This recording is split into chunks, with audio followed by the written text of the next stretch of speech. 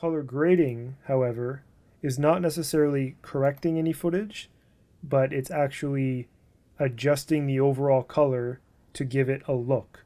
So for example, in CC 2015 and above, you can actually go into the window panel and open up the Lumetri color, which is an effect panel window that looks like this.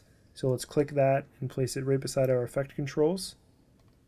Let's give ourselves a little more room here. So we'll move these all the way over.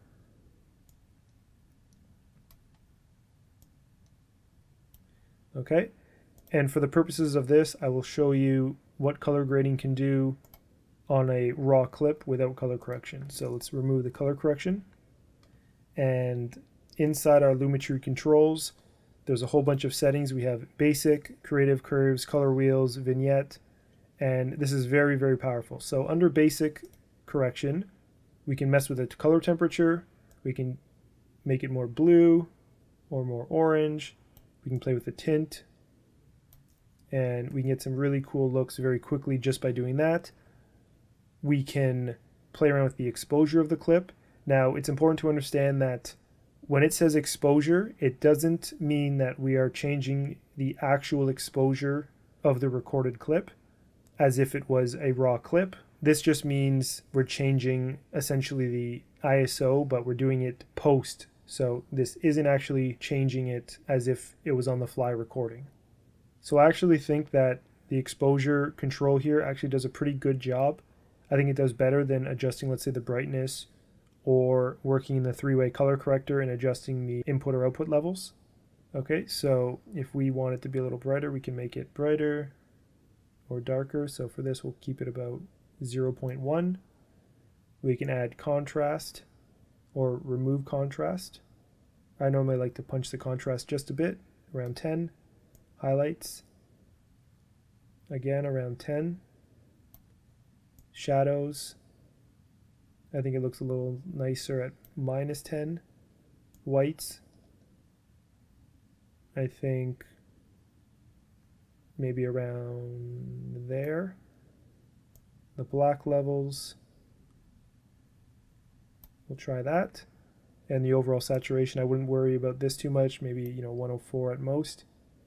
And then when you start changing the first setting in your Lumetri color panel, it automatically adds Lumetri color as an effect in your effects controls panel. You can make changes here, I just find it easier here.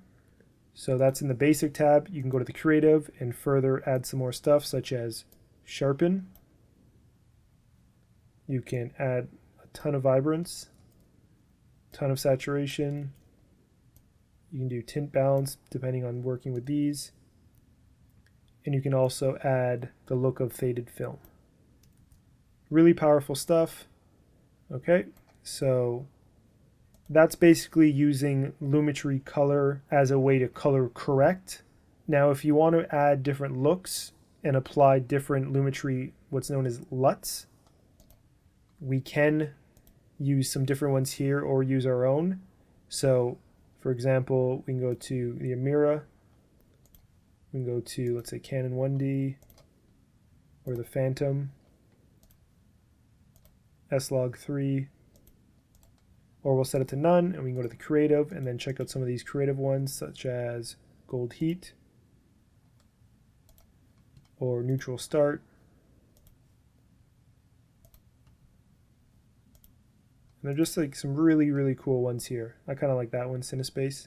And then if you wanted, you can, do the intensity to kind of knock it off just a bit or a ton more.